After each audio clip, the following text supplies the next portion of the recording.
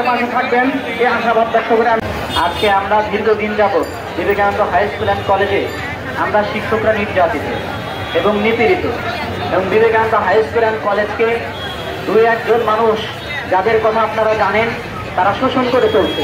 আমরা তাদের ছাত্ররাও বলবে, আমরা বিবেকানন্দ হাই স্কুল অ্যান্ড কলেজের শিক্ষার্থী, অভিভাবক, শিক্ষক শিক্ষিকা, কর্মচারীবৃন্দ দীর্ঘদিন যাবৎ অধ্যক্ষ আনন্দমোহনদের অত্যাচারে, নিপীড়নে আমরা একদম মাটির সাথে মিশে গিয়েছি।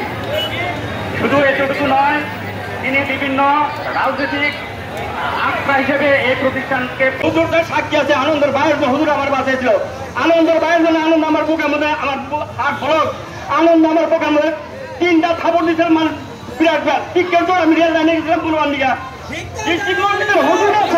আসলে আমরা সবাই নিপীড়িত, নির্যাতিত এবং শোষিত এবং বঞ্চিত, যে এখানে অনেক বৈষম্যের পথে আমাদের অপমান অপদস্থ করা হয়েছে।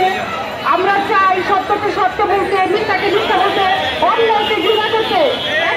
হয়েছে আমাদের সকলের একটাই দাবি, যাতে আমাদের এটা সুষ্ঠু একটা বিচার হোক। এবং আমি বলতে চাই, আমাদের এই যে বেতন বৈষম্যতা হয়ে আসছিল 2015 সাল থেকে, উনি যে পরিমাণ বেতন নিচ্ছে প্রতিষ্ঠান থেকে, বাট আমাদের যারা নিচের পোস্টে আছি, আমাদের অ্যাসিস্ট্যান্ট বাংলাদেশে হাই স্কুল কোন কলেজ কোন আক্রমণ হয় নাই, আমার বিবেকানন্দের আক্রমণ হয়েছে, আক্রমণ হয়েছে, বিচার চাই। ঘোষণা করে আজকে বলছি যে তার সুষ্ঠু তদন্ত সাপেক্ষে ন্যায় বিচার হোক।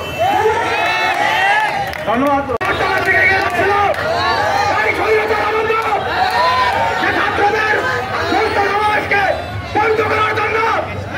সে তার প্রতিষ্ঠানে আওয়ামী লীগের গুন্ডাদের নিয়ে একটি সমাবেশের আয়োজন করে, ছাত্রদের উপর গুলি চালানো হয়।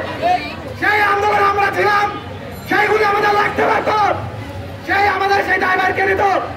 তো আমাদের একটাই দাবি, ইলেকট্রনিক প্রিন্ট মিডিয়া ও প্রশাসনের কাছে এই গুলি, এই স্বৈরাচার, এই ভণ্ড, এই দাঁড়িয়ে হবে আনন্দমোহনকে যেন আর কোনোদিন বিবেকানন্দকে ফিরে আসতে পারে, চেষ্টা করে আমরা তাকে করে রক্তপাত করব। ধন্যবাদ রায়নকে। এ পর্যায়ে সংক্ষিপ্ত আকারে আমাদের